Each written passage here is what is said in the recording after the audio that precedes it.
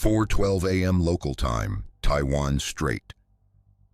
Radar screens brighten in unison. Multiple surface tracks. Fast-moving air contacts. The kind that forces commanders to stop talking. This is not a distant headline. This is the sea itself shifting. Warships maneuver meters apart. Weapons ready. One mistake away from escalation. Naval Frontline is live, where fleets meet first. 1. The opening move. At 04:12 a.m., the first clear picture forms. A U.S. carrier strike group enters the northern sector of Taiwan Strait. The transit is deliberate, timed for darkness, timed for surprise. Force composition becomes visible in layers. Surface screen.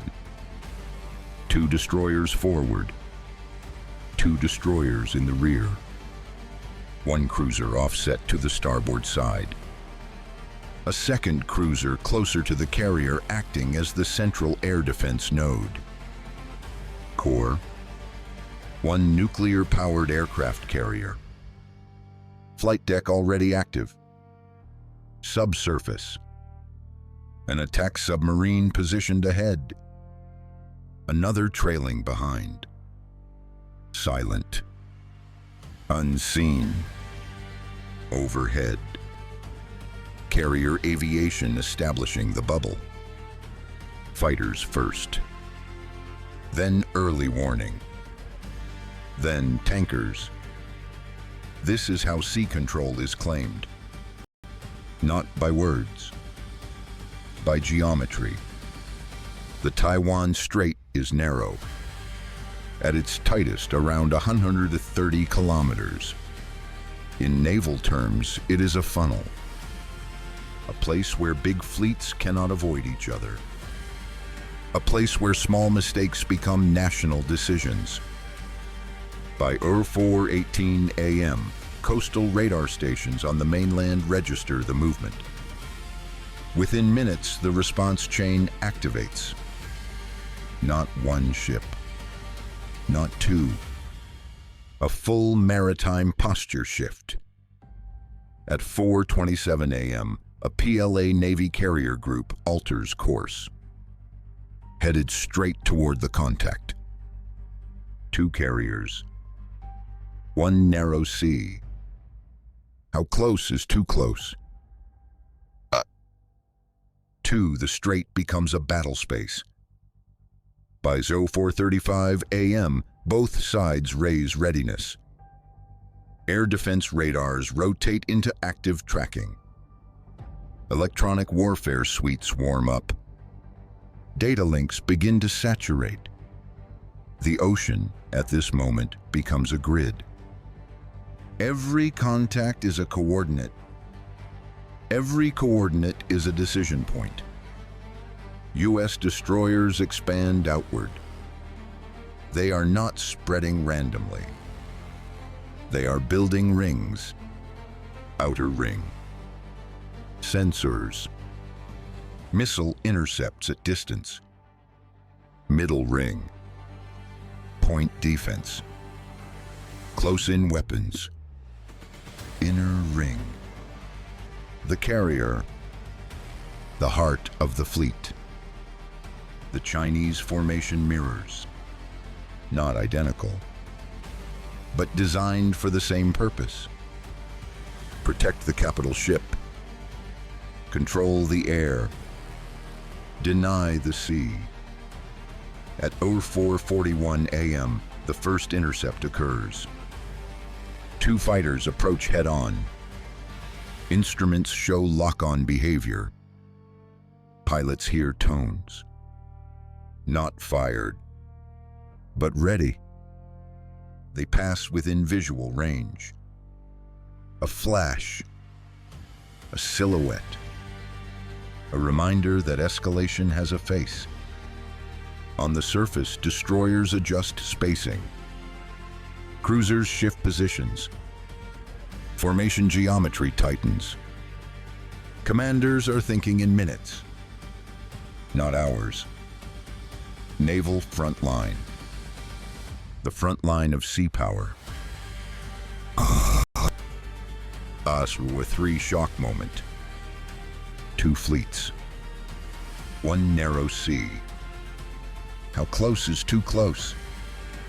This is where deterrence turns physical, where diplomacy is replaced by distance.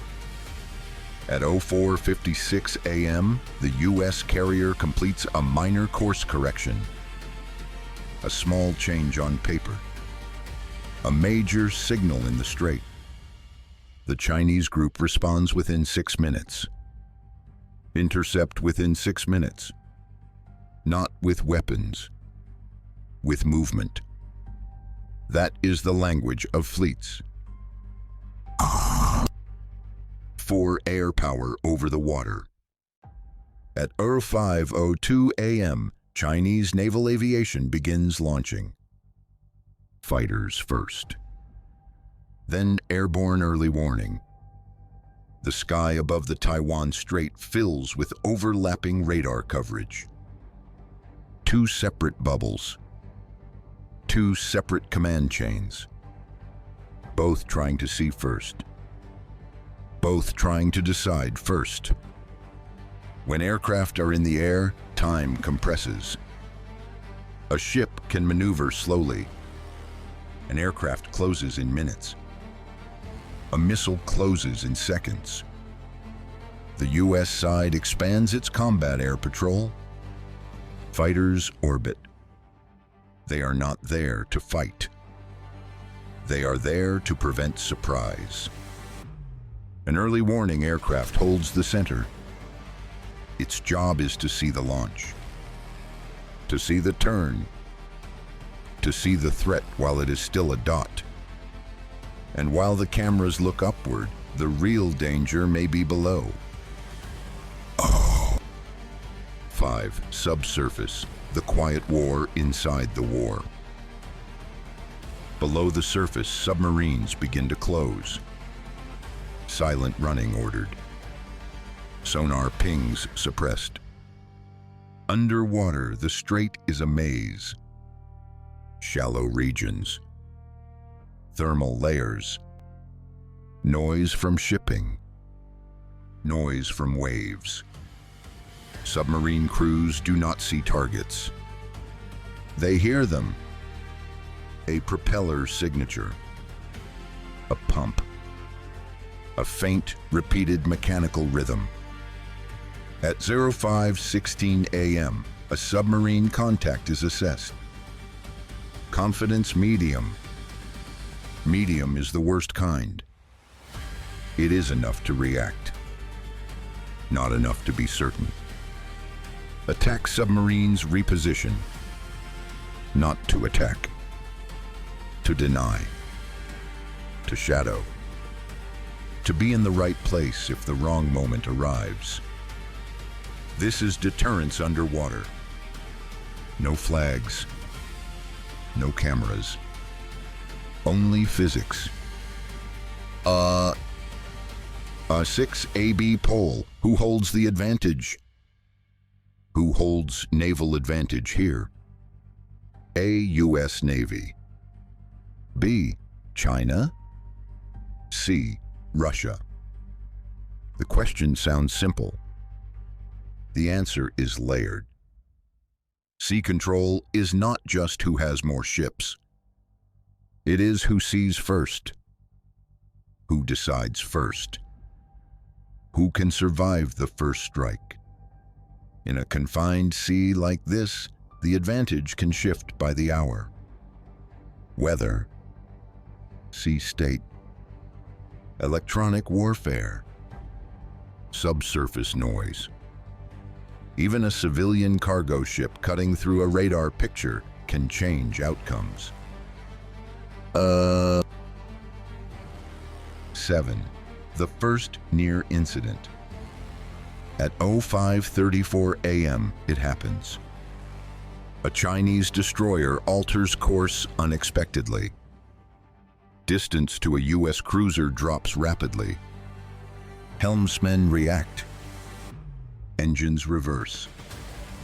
Rudder hard over. Closest point of approach. Less than 300 meters. 300 meters. That is not a buffer. That is a knife edge. Bridges fall silent, because everyone in that moment understands the chain. Collision at sea. Escalation in the air. Misread intent. A shot fired. A second shot returned. Wars do not start when leaders want them. They start when systems collide.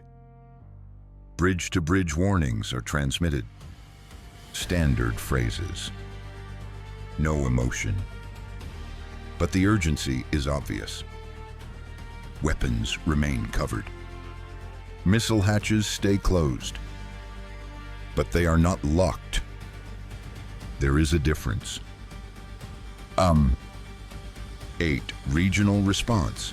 The strait is not isolated. At 06:00 a.m., the region reacts. Taiwanese air defenses raise alert levels.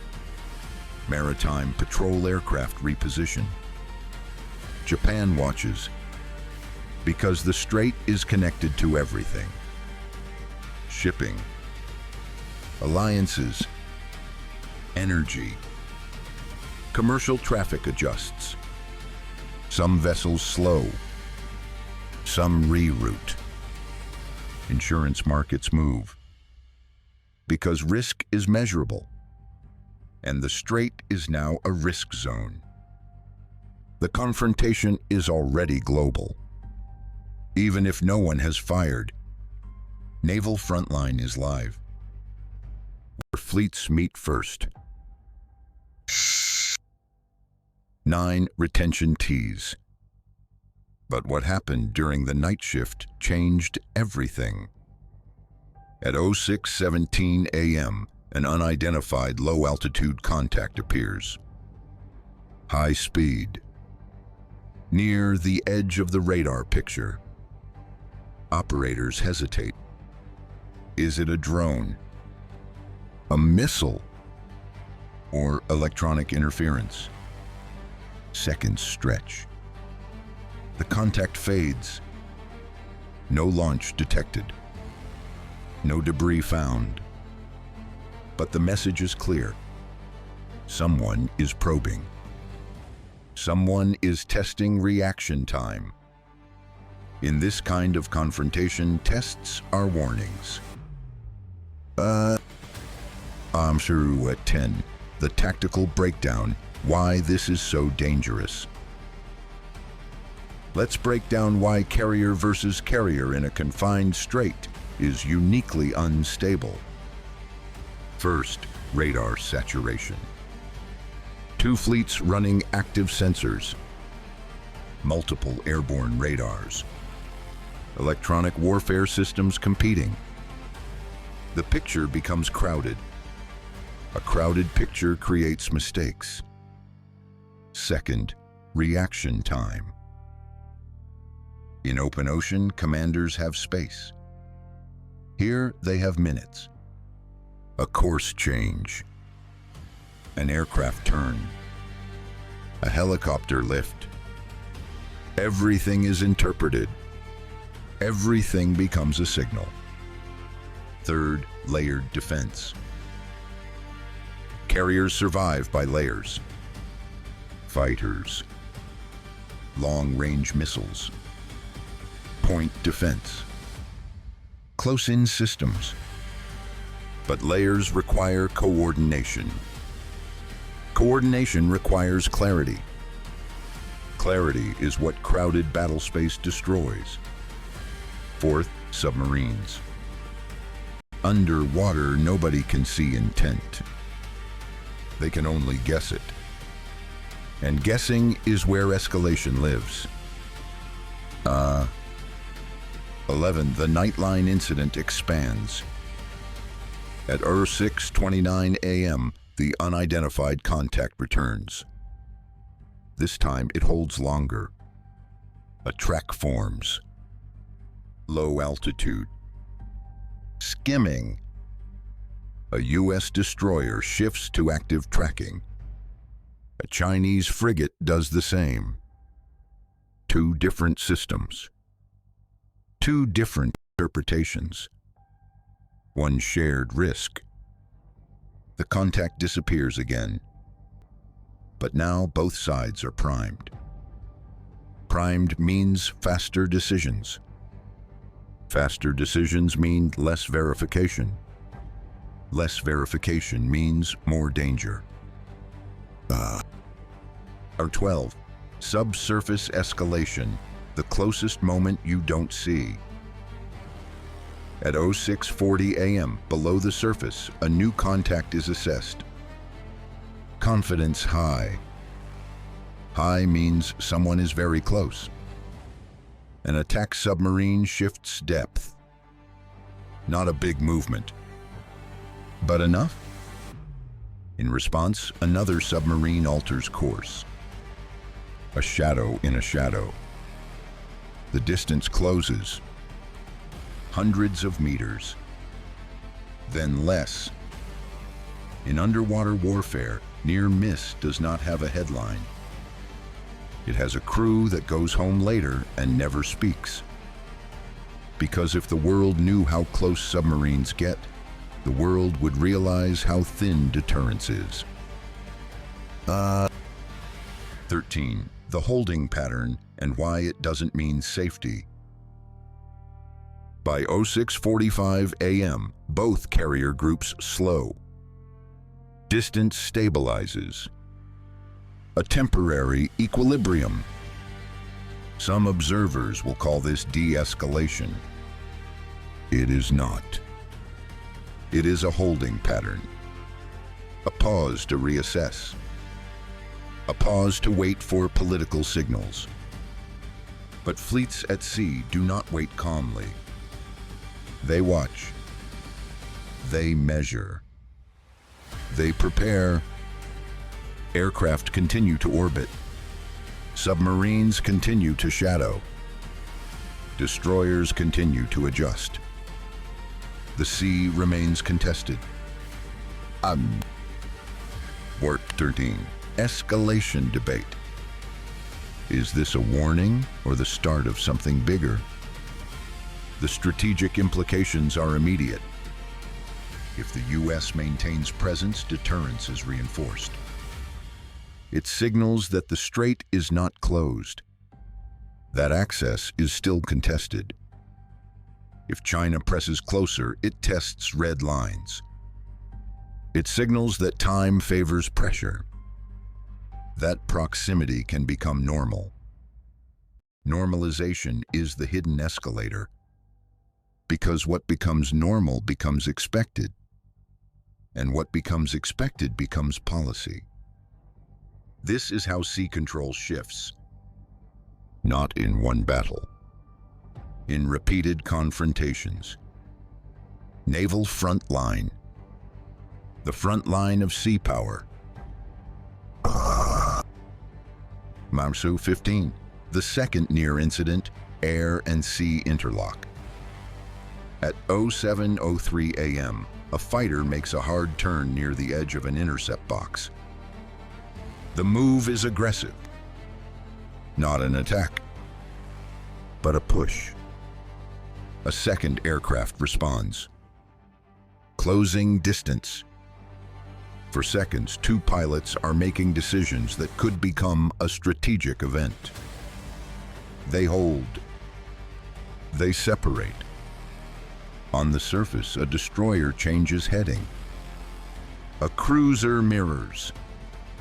The sea and the sky are interlocked. One movement triggers another. This is why carrier standoffs are unstable. Not because anyone wants war, because the system is too tight. The 16, strategic layer, what each side is really trying to prove. The US side is proving three things. 1. The ability to enter. Presence. 2. The ability to operate. Launch and recover aircraft. Sustain tempo. 3. The ability to defend. Layered protection. Interception discipline. China is proving three things as well. 1. The ability to respond quickly. Intercept within minutes. 2. The ability to contest. Deny space. Force decisions. 3.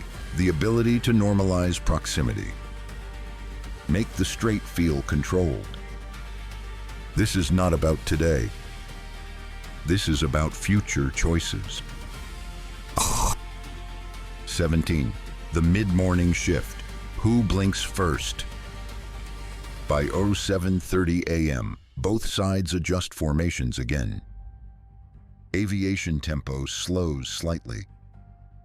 Not because tension drops, because fuel matters. Maintenance matters. Endurance matters. Endurance is strategy. Who can hold this posture longer?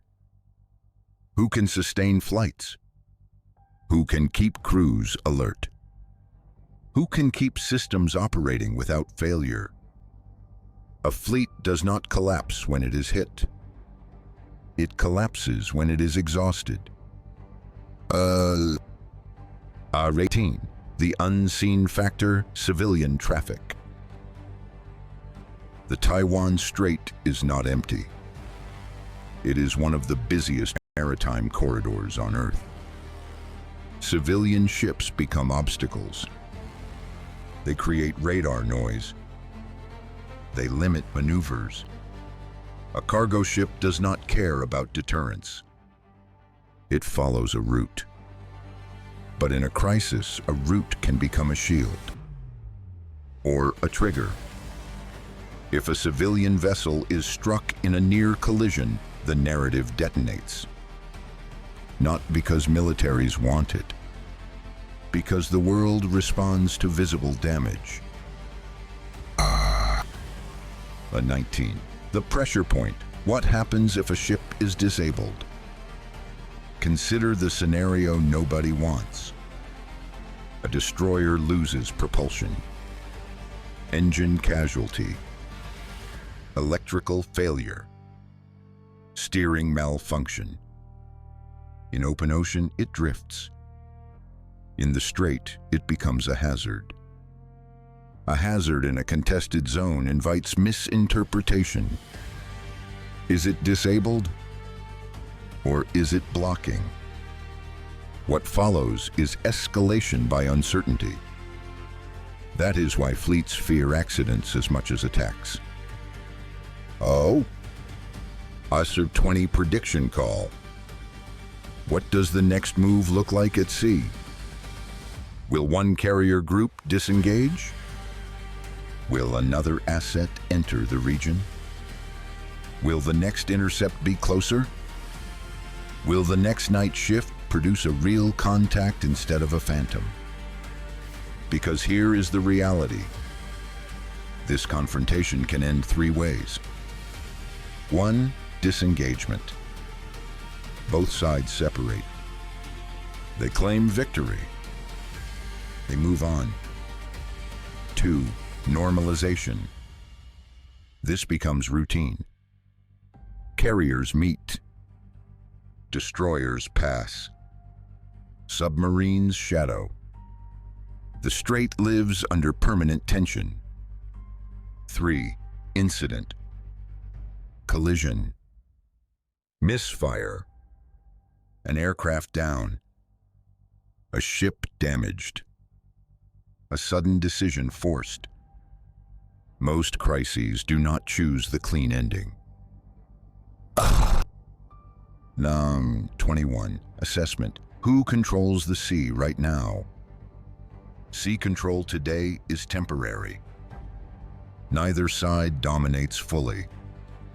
The U.S. demonstrates global reach. A carrier strike group can appear and operate. That matters. China demonstrates regional response. A carrier group can contest quickly. That matters. In the Taiwan Strait, the decisive factor is not presence. It is tempo. It is the speed of decision. It is the ability to keep the system stable under pressure. Stability is power. Answer 22. Escalation pathways. Potential escalation pathways are clear.